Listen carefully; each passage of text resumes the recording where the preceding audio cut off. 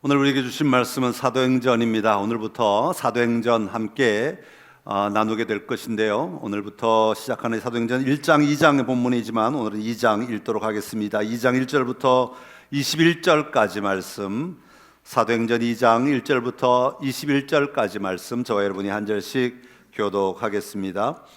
오순절날이 이미 이름에 그들이 다 같이 한 곳에 모였더니 홀연히 하늘로부터 급하고 강한 바람 같은 소리가 있어 그들이 앉은 온 집에 가득하며 마치 불의 혀처럼 갈라지는 것들이 그들에게 보여 각 사람 위에 하나씩 임하여 있더니 그들이 다 성령의 충만함을 받고 성령이 말하게 하심을 따라 다른 언어들로 말하기를 시작하니라.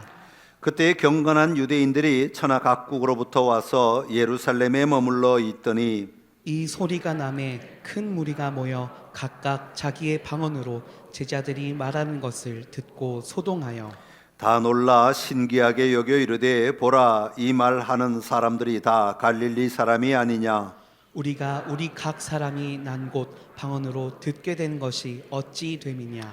우리는 바데인과 메데인과 엘람인과 또 메소포타미아 유대와 갑바도기아 본도와 아시아 부르기아와 밤빌리아 애굽과 및 구레네에 가까운 리비아 여러 지방에 사는 사람들과 로마로부터 온 나그네 곧 유대인과 유대교에 들어온 사람들과 그레데인과 아라비아인들이라 우리가 다 우리의 각 언어로 하나님의 큰 일을 말함을 듣는도다 하고 다 놀라며 당황하여 서로 이르되 이 어찌된 일이냐 하며 또 어떤 이들은 조롱하여 이르되 그들이 새 술에 취하였다 하더라. 베드로가 11 사도와 함께 서서 소리를 높여 이르되 유대인들과 예루살렘에 사는 모든 사람들아 이 일을 너희로 알게 할 것이니 내 말에 귀를 기울이라. 때가 제 삼신이 너희 생각과 같이 이 사람들이 취한 것이 아니라 이는 곧 선지자 요엘을 통하여 말씀하신 것이니 일러스되 하나님이 말씀하시기를 말세 내가 내 영을 모든 육체에 부어주리니 너희의 자녀들은 예언할 것이요 너희의 젊은이들은 환상을 보고 너희의 늙은이들은 꿈을 꾸리라. 그때에 내가 내 영을 내 남종과 여종들에게 부어주리니 그들이 예언할 것이요 또 내가 위로 하늘에서는 기사를 아래로 땅에서는 징조를 베풀리니 곧 피와 불과 연기로다. 주의 크고 영화로운 날이 이르기 전에 해가 변하여 어두워지고 달이 변하여 피가 되리라. 누구든지 주의 이름을 부르는 자는 구원을 받으리라 하였느니라. 아멘. 할렐루야. 오늘도 우리 하나님께서 친히 우리에게 말씀해 주시기를 간절히 기원합니다. 하나님을 향하여 마음을 열고 오늘 말씀을 같이 나누려고 합니다. 오늘은 사도행전 첫 번째 시간으로 새로운 여정이라는 제목으로 같이 말씀 나눕니다. 한번 따라할까요? 새로운 여정. 2살 때 남미의 엘살바도르에서 미국으로 이주한 가족이 함께 이주한 디아즈라는 라틴계 미국인이 있었습니다. 이 꼬마는 8살이 되었을 때 가족들이 마약과 술에 찌든 모습을 눈으로 계속 보며 살았습니다. 그런 가중에 아버지가 어머니를 학대하는 끊임없이 폭력을 행사하는 그런 환경 속에 노출되게 되었습니다. 가정뿐만 아니라 길거리에 나가면 사람들이 총을 들고 이 아이의 눈앞에서 8살짜리 아이 눈앞에서 사람을 한꺼번에 3명씩 쏴 죽이는 그래서 죽는 장면을 이 아이가 목격하게 됩니다. 그러면서 이 아이의 마음 가운데 무슨 생각이 드는가 하면 생명이란 건 별거 아니구나. 별로 소중하지 않구나. 생명이라는 건 별로 의미가 없구나 라는 생각이 이 아이 안에 막 몰려오기 시작합니다. 그러다가 이 아이가 11살이 되었을 때 갱단에 들어가게 됩니다. 그러면서 갱단끼리 싸우는 그 집단 싸움 이런 것들에게 막 몰려다니기 시작하면서 더 심각한 범죄의 자리로 얘가 이제 직접 들어가게 된 거죠. 그러다가 마침내 16살이 되었을 때 총으로 사람을 쏴 죽이게 됩니다. 그리고 아무런 감정도 없이 그냥 그렇게 악한 일들을 하기 시작하는 거죠. 그러다가 잡혀가게 됩니다. 감옥에 갔는데도 불구하고 감옥에서도 갱단 활동을 계속하는 겁니다. 그래서 결국은 독방에 갇히게 됩니다. 독방에 들어간 이 디아즈를 지역의 교회가 끊임없이 찾아오는 일이 있었습니다. 그래서 교도소를 방문해서 사람들에게 복음을 전하는 일이 있었는데, 그 교회의 한 여집사님이 이 아이를 바라보고 너무 안타까워서 이 아이를 단독 면회를 하게 됩니다. 그러면서 꾸준하게 1년에 걸쳐서 거의 매주 찾아와서 이 아이를 단독 면회하면서 복음을 전하게 됩니다. 1년쯤 지났을 때 마침내 이 아이가 복음을 받아들이게 됩니다. 그러면서 그는 이렇게 고백을 합니다. 저는 제가 하나님 앞에 죄를 지었다는 사실을 확실히 알았습니다 라고 고백을 하는 거예요. 자기가 쏴 죽인 그게 죄라는 것이 아니라 그것을 뛰어넘어서 내가 근원적으로 하나님 앞에 내 존재가 죄인이라는 사실을 내가 발견했습니다. 근원적으로 내가 죄인일 수밖에 없는 이런 연약한 자라는 사실을 발견했습니다라고 고백하게 되었다는 겁니다. 예수를 믿게 되었을 때 이 소년의 삶은 완전히 바뀌어지기 시작합니다. 사고방식이 바뀌어지고, 삶을 대하는 태도가 바뀌어지고, 사람을 보는 태도가 바뀌어지고, 자기가 그동안 가져왔던, 어릴 때부터 가져왔던 그 생명 경시하던 모습들이나 그런 모든 것들을 다 버리고 정말 하나님 안에서 이 땅을 내가 어떻게 살아야 되는지를 다시 배우기 시작합니다. 그러면서 그 아이의 삶이 변화가 일어나게 되고, 한참이 지났을 때 출소하고, 이 아이는 결혼하고 목사가 되어서 그런 삶을 살아가는 어린아이들을 돌보는 사역을 하게 되었다는 것입니다. 사랑하는 성도 여러분, 사도행전에 보면 제자들이 변화된 모습을 우리는 종종 살펴볼 수 있습니다. 겟세마네 동산에서 기도하라고 했더니 졸고 있던 제자들이 이제는 모여서 함께 정말 뜨겁게 기도하는 것입니다. 예수님을 모른다고 부인하며 도망쳤던 베드로가 사람들 앞에서, 그를 반대하는 사람들 앞에서 심지어는 예수님이 그리스도시라고 예수님의 삶을 전하는 복음 선포자가 되어버린 겁니다. 나는 예수를 모른다고 부인했던 그가 예수님만이 그리스도이시다라고 외치게 되었다는 거예요. 자, 그러면 도대체 어떻게 이런 변화들이 일어났겠는가 하는 겁니다. 무엇이 사람들을 변화시켰는가 하는 겁니다. 성경에 보면 예수님께서 부활하신 이후에 40일 동안 이 땅에 계시면서, 제자들과 함께 계시면서 하나님 나라의 일을 가르치셨다라고 말씀합니다. 사도행전 1장 3절에 그렇게 말하고 있는데, 하나님 나라의 일을 가르치셨다라고 말해요. 그렇다면 예수님께서 가르치신 하나님 나라의 일은 무엇일까요? 자세히 기록하지 않기 때문에 예수님이 구체적으로 1번, 2번, 3번 뭐 이렇게 가르친 내용은 나오지 않지만, 사도행전 전체를 통하여 우리는 그 하나님 나라의 일을 발견할 수 있게 하셨다라는 겁니다. 그들의 삶을 통하여, 제자들의 삶을 통하여. 그러니까 하나님 나라의 일을 가르치시면서 하나님은 하나님 나라를 확장해 나가셨다라는 것이죠. 그것을 보여주는 것이 사도행전입니다. 오늘 우리의 삶의 자리에 다시 한번 이 제자들이 어떻게 변화되어 가느냐, 어떻게 하나님의 나라를 확장하고 있느냐, 그들의 삶의 자리에 어떻게 하나님의 나라를 확장해 나가고 있느냐 하는 것들을 우리가 발견함으로 말미암아 오늘 우리의 삶의 자리도, 오늘 우리가 살아가는 삶의 현장 속에서도 하나님의 나라가 확장되어 가는 역사가 오늘 우리 모두 안에 있기를 간절히 기원합니다. 하나님의 나라는 이미 우리에게 임했습니다. 문제는 그 하나님의 나라, 임한 하나님의 나라를 내가 얼마나 누리며 살아가느냐, 내가 어떻게 인식하며 살아가느냐, 그 하나님의 나라로 말미암아 내가 어떤 변화가 일어나야 되느냐, 어떤 태도로 살아가야 되느냐, 우리 그리스도인이라면 어떤 삶을 살아야 되느냐라는 거죠. 그것을 사도행전 전체가 우리에게 보여주고 있다는 겁니다. 그래서 오늘부터 그 내용들을 좀 살펴보려고 하는데, 여러분의 삶의 자리에서 다시 한번 새로운 여정의 도전이 일어나기를 간절히 기원합니다. 자, 그러면 첫 번째로 하나님께서는 하나님의 역사를 이루기 위해 사람들을 부르셨다는 것입니다. 한번 따라합시다. 사람들을 부르십니다. 사람을 부르셨다는 게 뭐가 그렇게 중요합니까? 라고 말할 수 있지만, 하나님 나라를 누리는 삶으로서는 이 사람을 부르셨다는 이야기가 매우 중요한 대목입니다.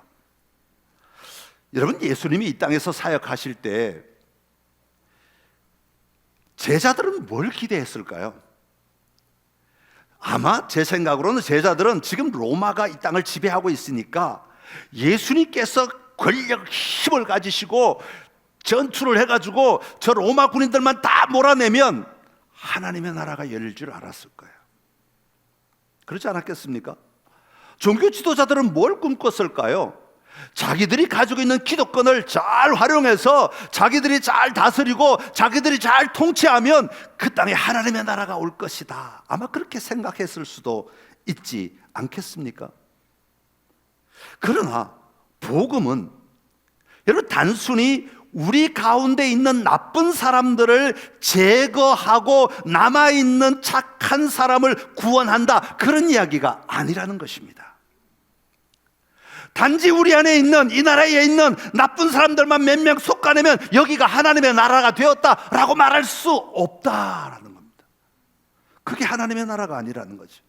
단지 교회 안에 교회를 어렵게 하는 사람들 몇 명만 빠지면 여기가 천국이 될 거야, 그건 착각이라는 말입니다. 하나님의 나라는 그렇게 만들어지는 게 아니라는 거예요. 하나님의 나라는 그렇게 세워지는 게 아니라고 하는 것을 우리는 기억해야 합니다. 복음은 이 땅에 어떤 사람이든 누구든 간에 모든 사람을 변화시키는 삶의 변화다라고 말하고 있는 겁니다. 그러기에 하나님의 역사는 이 땅에 살고 있는 모든 장소에 거하고 있는 모든 사람들을 부르시고 그 모든 사람들 안에 들어오셔서 예수 그리스도의 복음으로 살아가도록 이끌어 가시는 것이 참된 복음이다라고 말하는 겁니다. 그래서 오늘 사람을 불렀다는 것은 굉장히 중요한 의미가 있는 것입니다. 오늘 본문 1절에 그들이 다 같이 한 곳에 모였더니 라고 말합니다. 1장 15절에 보면 모인 무리의 수가 120명이나 되었다고 말합니다. 그리고 5절에 보면 그때 경건한 유대인들이 천하 각국으로부터 와서 예루살렘에 머물렀다고 오늘 2장 5절에 말합니다. 그러면서 2장 9절, 10절, 11절에 그 나라들의 이름들을 쫙 소개하고 있지요. 이때 몰려온 유대인들의 특징을 소개하면서 한마디로 이렇게 말합니다. 경건한 유대인이라고 표현하고 있습니다. 그러니까 성경이 오늘 밝히고 있는 그 사람들, 하나님이 부르시는 사람들의 모습을 그냥 경건한 유대인이라는 말로 표현하고 있다 하는 겁니다. 여기서 경건하다라는 말은 하나님을 경외할 줄 아는 사람을 경건하다 표현해요. 여러분, 그렇다면 경외한다는 말은 무슨 뜻입니까? 하나님을 두려워할 줄 안다라는 뜻이에요. 그러니까 결국은 경건한 사람이라고 하는 것은 하나님을 두려워할 줄 아는 사람이다라는 의미를 가지고 있습니다. 그런데 저 말씀 전체를 좀 이렇게 묵상하다 보면 하나님을 두려워한다는 것은 결국은 어떤 사람일까라고 생각해 보면 하나님을 두려워할 줄 아는 사람은 내가 가진 생각이나 내가 가진 고집이나 내가 가진 습관보다 하나님을 두려워함으로 그 하나님을 더 인정하고 그 하나님이 원하시는 삶을 살아낼 수 있는 사람이라는 의미를 포함하고 있는 겁니다. 여러분, 우리가 예수를 믿는다고 하면서 여전히 내 사고방식, 여전히 내 고집, 여전히 내 습관, 여전히 내 삶의 틀들을 가지고 예수를 믿으려고 하면 예수 그리스도께서 내 삶의 자리에 역사하시는 것을 경험하기가 너무나 어렵다는 것을 여러분들 너무나 잘 아실 겁니다. 아무리 교회에 오래 다녀도, 아무리 예수님을 잘 믿는다고 해도, 아무리 찬양을 많이 알아도, 아무리 설교를 많이 들어도 여전히 내 고집으로 내 삶을 이어가려고 하고 여전히 내가 가진 그 사상으로만 내 삶을 똘똘 뭉쳐서 나는 이런 사람이야, 나는 이렇게 생각해, 이거 넘어가면 절대 안 돼, 이 틀 넘어가면 큰일 나, 나는 이 안에서만 살아갈 거야, 그런 사람들에게는 예수 그리스도의 복음이 들려지지가 않는다는 거예요. 신기하게도. 그러면 누구에게 들려지느냐? 자기를 내려놓을 줄 아는 사람, 자기가 아까 디아저처럼 자기가 정말 하나님 앞에서 근원적으로 나는 죄인일 수밖에 없음을 인정하고 고백할 수 있는 사람, 그런 사람들에게는 복음이 들려진다라는 겁니다. 그래서 하나님은 그런 사람들을 부르기 시작하시고 그들에게 복음을 들려주신다고 말하는 것입니다. 8장으로 넘어가면 7장 8장으로 넘어가면 스데반의 이야기가 나오는데 유대인들을 향하여 스데반이 담대하게 설교를 합니다. 그랬더니 그 설교를 듣고 사람들의 마음이 찔렸대요. 얼마나 설교가 강력했으면 사람들이 막 마음이 파이는 것 같고 아프고, 자기 막 뇌를 치고 막 심장을 막 요동시키고, 우와. 그런데 반응이 어땠냐 하면, 그 정도 되면 우리 선창교회 교인 같으면 눈물을 흘리고 자복하고 회개했을 거예요. 그런데 이들은요, 소리를 지르기 시작합니다. 스데반의 말을 방해하는 거죠. 귀를 틀어 막습니다. 안 들으려는 거죠. 그리고는 스데반을 쫓아냅니다. 그리고는 돌을 들어서 스데반을 죽이는 거예요. 왜 그러겠어요? 왜 그랬겠어요? 얘 내 거와 틀리니까, 내 거와 다르니까 내가 받아들일 수 없다는 겁니다. 내가 수용할 수 없다는 겁니다. 내가 그것을 인정하지 않겠다는 것입니다. 그래서 마침내 그들이 한 행동은 돌을 들어 죽이는 것밖에 없었다는 거야. 내가 복음을 받아들이지 않겠다는 거죠. 내가 복음대로 살지 않겠다는 겁니다. 복음이 나를 바꿀 수 없다는 것을 스스로가 우기고 있는 거죠. 몸부림치고 있는 겁니다. 그런데 놀랍게도요, 8장 2절에 보면 스데반을 장사한 사람들이 있습니다. 무덤에 묻어준 시신을 수습한 사람들이 있어요. 그들을 가리켜서 뭐라고 부르고 있는 거니까, 경건한 사람들이 스데반을 장사하고 위하여 크게 울더라 그랬어요. 누가 장사했다고요? 경건한 자들이. 다시 말하면 복음을 받아들인 자들이. 그 스데반의 죽음을 보고, 그냥 한 사람이 죽었기 때문이 아니라, 내가 아는 사람이 죽었기 때문이 아니라, 그 스데반의 죽음을 부여안고 안타까워하며 주님 앞에서 그 사람을 수습하고 무덤에 장사하였다라고 말하는 것입니다. 여러분, 하나님의 나라의 역사는 공회원이나 종교 지도자처럼 자신이 쟁취한 삶의 자리를 지키기 위한 사람, 선동받은 군중들처럼 진리를 분별하지 못하고 이리저리 흔들리는 사람에 의해 하나님의 나라가 이루어지는 것이 아니라, 하나님의 나라를 분명히 바라보고 그 하나님의 나라가 내 안에 받아들일 수 있는 준비가 된 사람, 그렇게 받아들일 수 있는 사람들을 부르시고 그 사람들을 통하여 하나님의 나라는 세워진다는 것입니다. 복음을 받아들일 수 있는 사람들을 통하여 하나님의 나라는 세워지고 확장된다고 말하고 있는 겁니다. 사랑하는 성도 여러분, 하나님은 세상의 권력자들, 자기 분야에 뛰어난 사람들을 통해 일하시는 분이 절대로 아닙니다. 그렇다고 그 사람들을 통해서 전혀 일하신다는 것이 아니라 그것을 가지고 일하시는 분이 아니다, 그런 얘기입니다. 이런 것은 하나님이 부르시는 조건이 아니라는 말입니다. 하나님은 지금도 한 사람 한 사람을 부르고 계십니다. 왜 부르십니까? 하나님 나라의 복음을 심어주기 위해 부르고 계십니다. 그리고 그 복음 가지고 복음대로 살아가게 하시는 겁니다. 복음 앞에 엎드려 복음 앞에 자신을 내려놓고 절저하게 굴복하며 그 복음이 진리는 나의 삶의 진리가 되어서 그 복음을 붙들고 살아가는 사람을 통하여 하나님은 일하고 계신다고 하는 겁니다. 하나님 나라를 확장하시고 하나님 나라를 세워가시며 하나님 나라를 이루어가시는 도구가 되게 하신다는 겁니다. 여러분, 하나님은 오늘도 부르심을 받고 이 자리에 나온 저와 여러분을 통해 하나님의 나라를 확장해 가실 줄로 믿습니다. 그러게 우리 안에 내 고집이나 내 습관이나 내 방식이 아니라 복음의 확신과 복음의 방식으로 하나님 앞에 설 수 있는 자들이 되어야 하는 것입니다. 그런 우리들을 통해 하나님이 일하시고 그런 삶을 통해 하나님의 나라가 확장됨을 다시 한번 분명히 붙들고 나아가는 우리 선창의 모든 공동체가 되기를 간절히 기원합니다. 두 번째로, 하나님은 그의 백성들을 부르시고 그냥 내버려 두시는 것이 아니라 그 백성들에게 하나님 나라의 역사를 만들어갈 수 있는 힘을 공급해 주신다 하는 겁니다. 한번 따라합시다. 힘을 주십니다. 이 힘은 단순히 물리적인 힘이 아니라 영적이고 변화를 일으키는, 우리 내면의 변화를 일으키는 힘을 의미합니다. 혹시 여러분 가운데 최근에 영적으로 무기력함을 느껴보신 분들이 계십니까?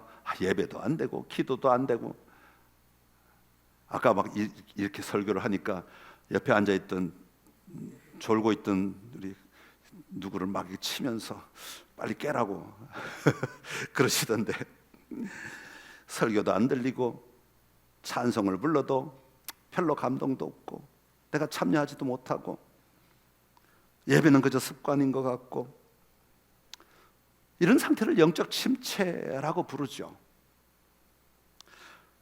여러분, 왜 우리가 영적 침체를 경험하게 될까요? 왜 우리에게 영적 침체가 올까요? 아무래도 우리 안에 약함이 일어났기 때문 아니겠습니까? 뭔가가 약해졌기 때문에, 또는 뭐 죄가 우리를 침범해서 죄가 우리를 더 끌고 갈 때 그 죄를 이겨내지 못하고 끌려가다 보니까 영적 침체가 올 수도 있고요. 미래에 대한 두려움들이 우리를 엄습하면 영적 침체가 올 수도 있어요. 때로는 베드로처럼 파도나 바람을 봐도 그렇고 거짓 가르침을 듣다 보면 혼란스러워 정체가 올 수도, 침체가 올 수도 있습니다. 이런 우리에게 하나님은 바다에 빠져가는 베드로에게 손을 내밀어 붙들어 주신 것처럼 오늘도 우리에게 손을 내밀어 붙들어 주시는 분이시다 라고 말씀하고 있는 겁니다. 다시 말하면 우리가 넉넉히 이겨낼 수 있도록, 그 자리에서 건짐을 받을 수 있도록, 다시 한번 빠져나올 수 있도록 힘을 공급해 주시는 하나님이시다라는 것을 성경은 말해주고 있다는 겁니다. 오순절에 모인 120명의 성도는 예수님을 따르는 자들이었습니다.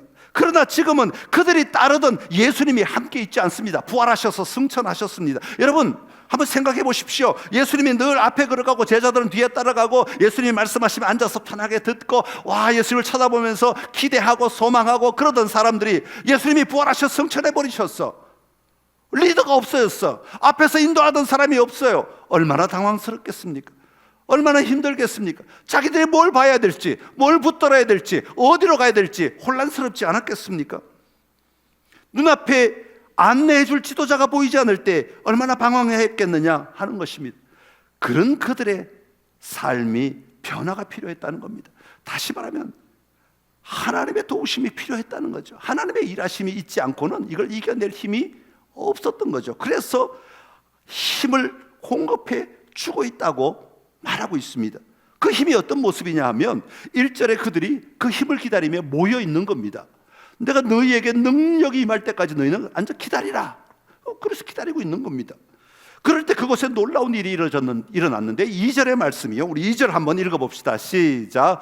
호련히 하늘로부터 급하고 강한 바람 같은 소리가 있어 그들이 앉은 온 집에 가득하며. 아멘. 자, 그들에게 임한 놀라운 일은 바로 급하고 강한 바람 같은 소리가 온 집에 가득 찼다는 겁니다.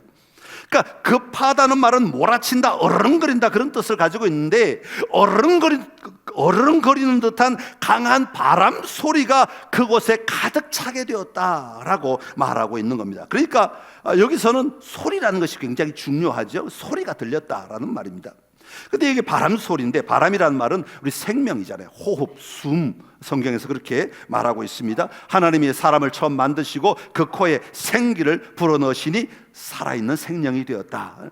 하나님의 호흡이 임함으로 말미암아 사람이 살아났다, 사람이 되었다라는 그런 이야기입니다. 에스겔 37장에도 마른 뼈들에게 선포하죠. 생기야, 호흡아, 숨아, 사방으로부터 와서 이 죽음을 당한 자에게 불어서 살아나게 하라. 그랬더니 이 호흡이 임하니까, 이 바람이 임하니까 살아나게 되었다. 그래서 큰 군대가 되었다고 말하고 있습니다. 이처럼 이 생명이라고 하는 것은, 이 호흡이라고 하는 것은 생명을 만드는 정말 중요한 것인데, 그 생명을 만드는 소리가 임하게 되었다라는 것입니다. 그 소리를 듣고 이들은 힘을 얻게 되었던 것이죠. 또한 3절에 보면 불의 혀처럼 갈라지는 것들이 각 사람 위에 하나씩 임하였다라고 말합니다. 우리가 이 본문을 읽을 때 대체로 불이 임하였다라는 것으로 이렇게 그걸 뭐랄까요, 줄여서 생각을 하는데, 사실은 불이 임하였다는 것보다 더 중요한 것은 뭐냐면, 이 불의 혀처럼 갈라지는 것들이 불이 뭉텅이로 그냥 임한 게 아니라 갈라졌다는 거야. 그리고 갈라진 것들이 각 사람 위에 임하였다는 것이죠. 그러니까 여기서 중요한 건 불이 임하긴 임했는데 그곳에 있는 모든 사람의, 각 사람에게 머리 위에 하나씩 다 임했다라는 거예요. 그러니까 그곳에 모인 모든 사람들에게 불이 다 조각 같지만 그게 다 임했다라고 하는 그런 의미입니다. 차별이 없이 다 임했다라는 것이죠. 하나님의 힘이 그들 모두에게, 하나님의 능력이 그들 모두에게 다 임하였다라는 것을 말해주고 있습니다. 그리고 4절에 보면 다른 언어를 말하기 시작했다는 겁니다. 여러분, 그런 그들의 모습을 13절에 뭐라고 말하는 거니까 사람들이 뭐라고 비난하기를 저들이 세술에 취하였다라고 말하는 거예요. 여러분, 자기들의 힘이 아니라 자기들도 알지 못하는 놀라운 힘에 둘러싸이게 되었다는 것을 표현하고 있는 겁니다. 자기들이 조정하고 자기들이 만들어내는 힘이 아니라, 자기들의 능력이나 자기들의 지식이나 자기들의 경험으로 만들어내는 그런 힘이 아니라 내 속에서 솟아나는 놀라운 힘이 넘쳐나고 있는 것을 표현하고 있는 겁니다. 여러분, 성령께서 그들 안에 임하심으로 말미암아 그들 안에는 놀라운 새 힘이 임하게 되었다는 것을 말씀하고 있는 겁니다. 사랑하는 성도 여러분, 믿음의 걸음을 걸어가는 여러분 안에 하나님은 새 힘을 부어주셨고 지금도 부어주고 계시는 줄로 믿습니다. 사도 바울은 이렇게 고백합니다. 로마서 1장 16절의 말씀, 시작. 내가 복음을 부끄러워하지 아니하노니 이 복음은 모든 믿는 자에게 구원을 주시는 하나님의 능력이 됨이라. 먼저는 유대인에게요, 그리고 헬라인에게로다. 아멘. 복음이 우리에게 능력이 된대요. 복음이 하나님의 능력이래요. 복음이 우리를 구원을 주시는 하나님의 능력, 하나님의 힘이라고 말씀하고 있습니다. 데살로니가전서 1장 4절과 5절의 말씀 같이 읽습니다. 하나님의 사랑하심을 받은 형제들아, 너희를 택하심을 아노라. 이는 우리 복음이 너희에게 말로만 이른 것이 아니라 또한 능력과 성령과 큰 확신으로 된 것임이라. 우리가 너희 가운데서 너희를 위하여 어떤 사람이 된 것은 너희가 아는 바와 같으니라. 아멘. 우리가 너희 보기에 어떤 사람이 된 것은 그냥 저절로 된 것이 아니라, 어떻게 말로만 이루어진 것이 아니라 능력과 성령과 큰 확신으로 된 것이다. 능력이 임함으로 말미암아 우리가 이 일을 감당할 수 있고 이 삶의 자리를 누릴 수 있고 이 복음의 삶을 살아갈 수 있게 되었다라고 말하고 있는 겁니다. 내가 예수님을 나를 구원하실 분으로 믿을 때 우리 안에는 이 능력도 함께 임한다고 말씀하고 있습니다. 여러분, 복음은 능력이 있습니다. 예수님을 믿는다는 것은 내 힘으로 노력하여 얻고 쟁취하는 것, 이게 복음을 얻는 것 아닙니다. 복음은 부어지는 겁니다. 하나님께서 우리에게 부어주시는 겁니다. 마찬가지로 이 힘도, 이 능력도 하나님께서 우리에게 부어주시는 겁니다. 내가 헬스장에 열심히 다녀서 그래서 건강해지면 내가 힘이 생기는 것 절대로 아닙니다. 하루에 10,000보 2,000보 걸었다고 생기는 그런 힘을 말하는 것이 아닙니다. 하나님께서 나에게 부어주시는, 내가 복음으로 하나님 앞에 굴복하고 엎드릴 때 하나님이 나에게 부어주시는 힘을 의미하는 것입니다. 예수님을 믿을 때 복음의 능력이 우리에게 임하여 그 능력이 결국은 나를 변화시켜가는 겁니다. 그 능력이 나를 내려놓게 하고, 그 능력이 나를 굴복하게 하고, 그 능력이 나로 하여금 살아계신 하나님의 임재를 볼 수 있도록 만들어 가는 것이죠. 하나님 앞에 선한 게 하나도 없습니다. 고백하게 하는 힘이 임하게 된다라는 겁니다. 여러분, 그 힘으로 담대하게 복음의 삶을 살아가는 우리 모두가 되기를 간절히 기원합니다. 마지막으로 하나님은 하나님의 역사를 이루기 위해 성령을 보내주십니다. 한번 따라합시다. 성령을 보내십니다. 성령을 통해 인격적으로 개입하신다라는 말입니다. 다시 말해, 우리 각자 안에 살아계신 하나님이 임하셔서 우리와 함께 걸어가신다, 우리를 도와주신다, 우리를 일으키신다, 우리를 하여금 감당할 수 있는 힘을 주신다라는 것입니다. 여러분, 하나님의 일하심의 계획은 이렇습니다. 하나님은 예수님을 이 땅에 보내주셔서 십자가로 인하여 참된 복음의 삶을 살아갈 수 있도록 우리를 자유케 해 주십니다. 우리를 죄를 대속해 주신다는 말이죠. 그리고 그 복음을 믿을 때 우리 안에 힘이 임하여서 우리는 우리의 삶을 변화시킬 힘이 일어나게 됩니다. 문제는 내가 내 것을 포기하고 그 힘을 의지하여 나아갈 때 우리는 변화된 삶을 살아갈 수 있게 되지요. 그러나 여전히 나를 고집하고 그 힘을 밀어내고 그 힘을 의지하지 않으려고 하고 그 힘을 사용하지 않으려고 하면 우리는 여전히 멈추어진 자가 될 수밖에 없어요. 더디게 나갈 수밖에 없다는 것이죠. 그래서 그 힘을 의지하여서 모든 잘못된 방식, 다른 사람을 대했던 모든 잘못된 방식, 나 자신을 대했던 모든 잘못된 방식들을 다 내려놓고 그 힘에 의해서 변화가 일어나게 되어야 한다는 것이죠.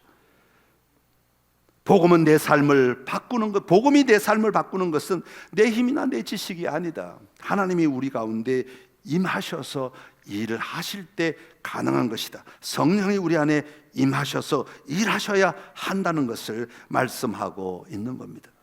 여러분, 우리 그리스도인은 변화되어야 합니다. 예수 믿는다는 것은 변화의 삶을 살아가는 것을 말합니다.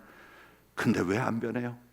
10년을 교회 다니고 20년을 교회 다녀도 왜 안 변해요? 30년을 40년을 교회 다녀도 왜 안 변해요? 내 것 안 놓으니까요. 내 사고방식 안 버리니까요. 내 고집 안 버리니까요. 내가 가지고 있던 그 삶의 자리들을 포기할 수 없으니까요. 나는 이렇게 살아야 내가 세상을 이길 수 있어. 내가 이렇게 몸부림치며 살아야 사람들이 나를 무시하지 않아. 내가 이렇게 애쓰며 살아야 내가 얻는 것이 있어. 우리는 자기의 고집 속에 갇혀 살잖아요.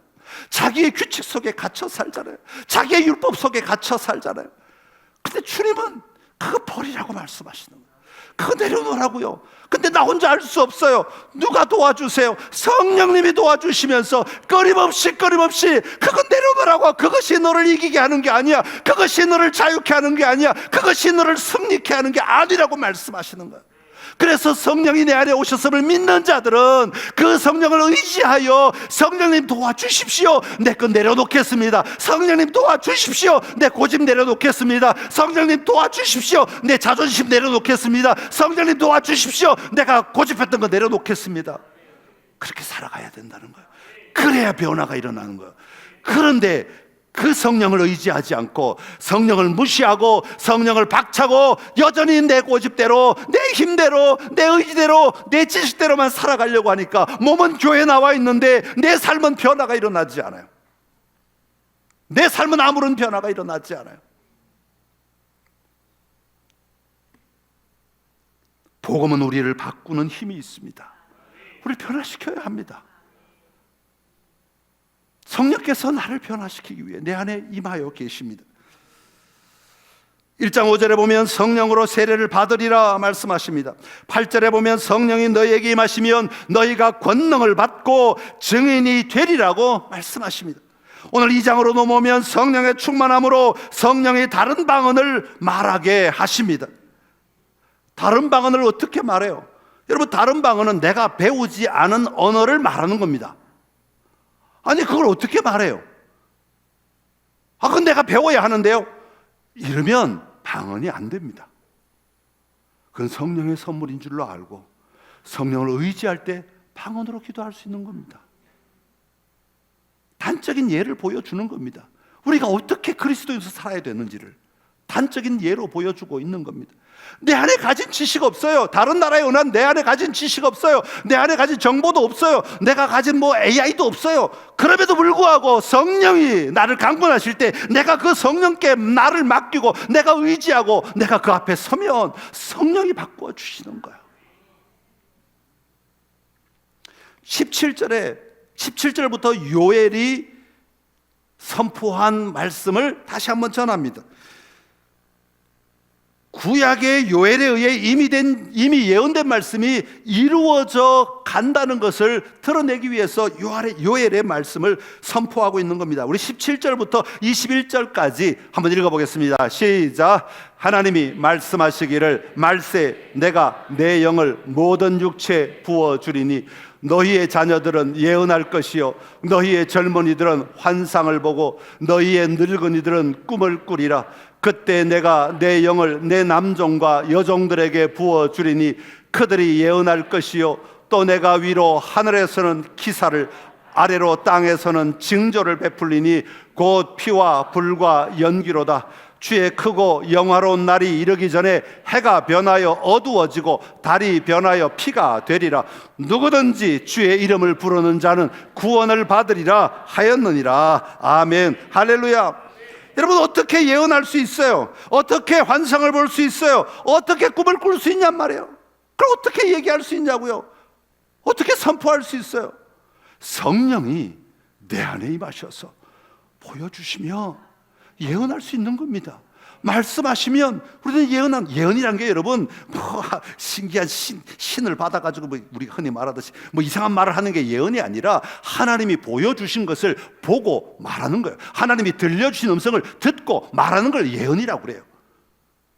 성경 구약에 나오는 선지자들은 다 그렇게 예언을 했어요. 어떻게 예언할 수 있어요? 왜 성령이 우리에게 말씀하시면 그 말씀을 붙들고 담대하게 선포할 수 있는 겁니다. 어떻게 꿈을 꿀 수 있어요? 예, 성령께서 우리에게 하나님의 나라를 펼쳐 보여주시면 우리는 그것을 소망으로 삼고 그 아름다운 장면들을 담대하게 선포할 수 있는 겁니다. 어떻게 담대하게 어떻게 환상을 볼 수 있습니까? 하나님이 보여주시면, 성령께서 보여주시면 그것을 보고 누리는 겁니다. 사랑하는 성도 여러분, 성령이 우리 안에 임하시면 보는 것이 달라지고 마음에 품는 것이 달라집니다. 사는 것이 달라집니다. 그렇게 하시라고 성령을 보내주신 것입니다. 여러분, 복음은 단순히 이론이 아닙니다. 그래서 복음이 우리 안에 임하면 우리는 예언하게 되고 환상을 보게 되고 꿈을 꾸게 된다고 말하고 있는 거예요. 주신 것이 달라졌기에 보는 것이 달라지고 누리는 것도 달라지고 선포하는 것도 달라지게 되는 겁니다. 예수님을 경험한 사람들은 우리 입술의 말이 달라지고 우리의 삶의 행동이 달라지고 우리의 삶의 태도가 달라지게 되어 있다니까. 왜? 예수님이 보여주신 게 다르니까. 예수님을 만난 경험이 다르니까. 그 예수님이 요구하시는 것을 하게 되어 있는 겁니다. 그런데 여전히 우리 안에 그런 모습들이 밖으로 나타나지 않는다는 건 우리 안에 그 하나님을 보지 못했다는 것이죠. 여러분, 예수님께서는 끊임없이 성령을 통하여 우리에게 말씀하십니다. 여러분, 성령에 민감한 은혜가 여러분에게 있기를 간절히 기원합니다. 성령이 말씀하실 때, 성령이 드러내실 때 볼 수 있는 눈이 있어야 하고 그것을 붙들 수 있는 힘이 있어야 하고 그것을 내 삶에 가져올 수 있는 힘이 있어야 됩니다. 그것이 하나님의 나라가 확장되는 방식입니다.